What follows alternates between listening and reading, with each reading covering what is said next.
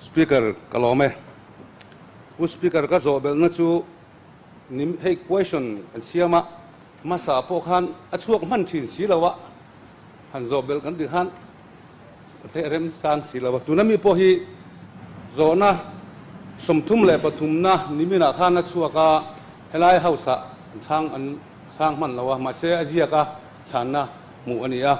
chu ka zona a chu tun August tha khan Mizoram Sarkar GAD tangin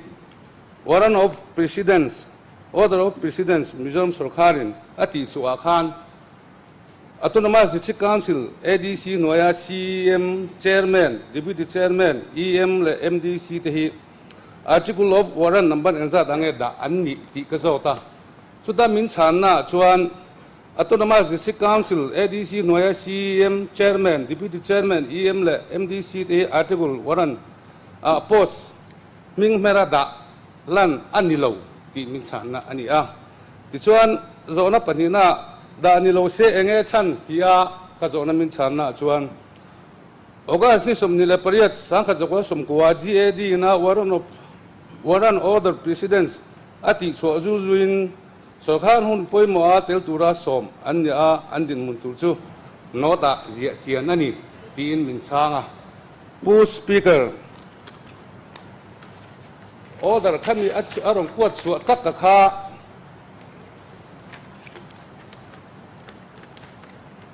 ninga thakwa sangkha jakwa somkwa a khan gazette number som le pakwana nilai nia order ti chua ania he copy po kanaya speaker chuda chuan autonomous district council kan CM te kan EM te kan chairman te vice chairman te MDC te autonomous district council ami te kha ming merin article somni le pathumna da ani pu speaker kalai kha kan house leader zawm tat san na kha official Ramin wrong information house again unpack ni in karia he gazette po mu thein a ani ti chuan pu speaker hetian alo ni chuan sangkha joko som ko zuya nota ni som le pakhat oga sang ni le som ne ti chua hian note number 7 a soman ni ve chuan number som pani na nga article som pani na nga ngai tur ani ang ti in order ati chuaka speaker chu order chu district council ho tu ten an lo hiatin an he thiam lo ve hle a chu mi wang chuan speaker helai hian Mizoram Sarkarin ni som le pali August sang ni le som hnia khan notification ti chuakin kha ni som le pakhata order an lo ti chua to akha warrant of president order of president issue white notification dia number aziaka chuchu caption abeyance aron tile sia eng wangin nge sangha zakwa somkwa a noda anda hirin ani ati si chuan he order ni som le pakhada noda anda hi caption abeyance aron tile na chan lai han thil chiang lo le omin ka ria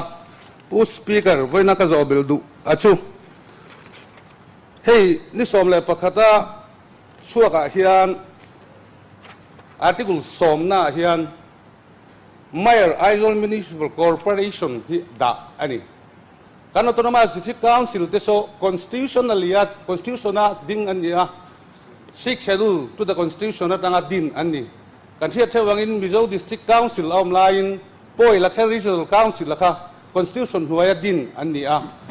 Mizo district council chu UTA lan so aloni khan autonomous council lan so pe ani tôi đều thêm pu speaker khong ai takin khalaya khan solaya kan choice of the people kan ti mai pi alama kan district council kan ho tu te CM te chairman te deputy chairman te EM te so mi pui than an ni a constitutionally ding an ni a he Mizoram Sarkarina table of precedence asiamna hian helaya municipal corporation mayor po number somna da ani chuan district council kan CM te EM te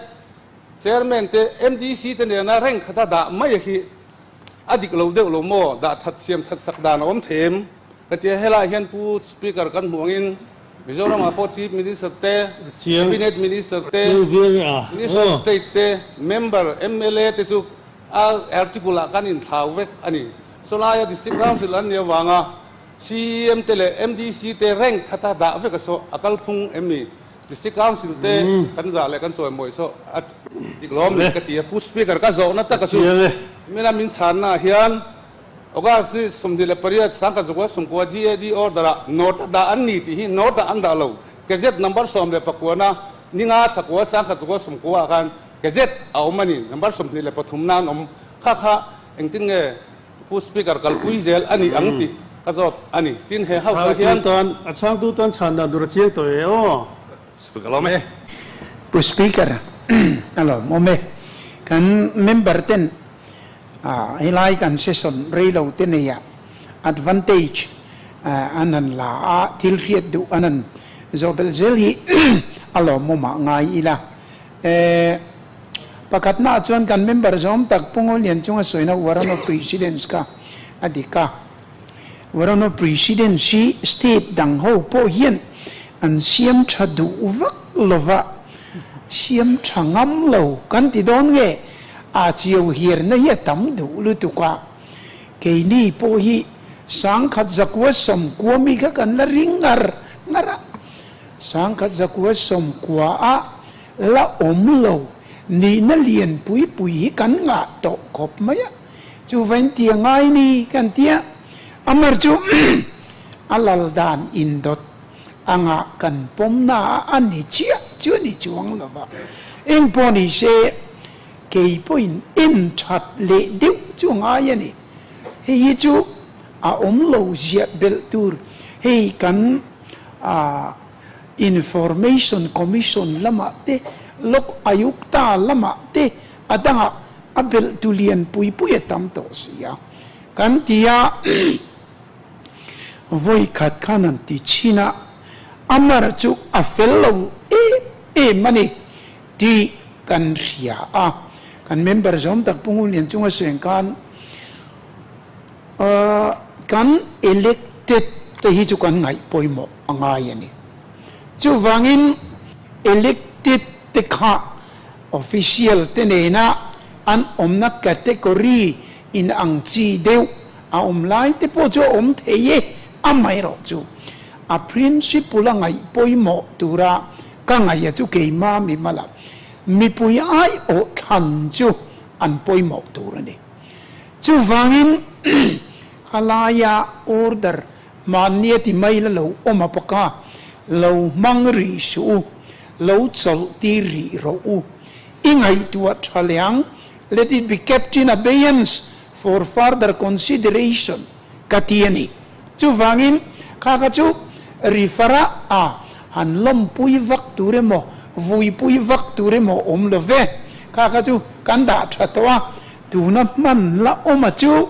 sang khat zakwa som kwa mi kha la nia voi khat in chu nga ya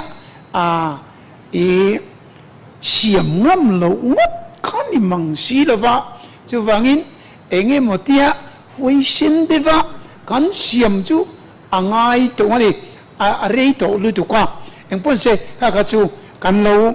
thang takin siam po hui sin takin kan lo tu manga khoi takin kan house leader zawm takhi atilom om thin ka tia zawm ka tia chu ti rual chuan nimena chan na min pe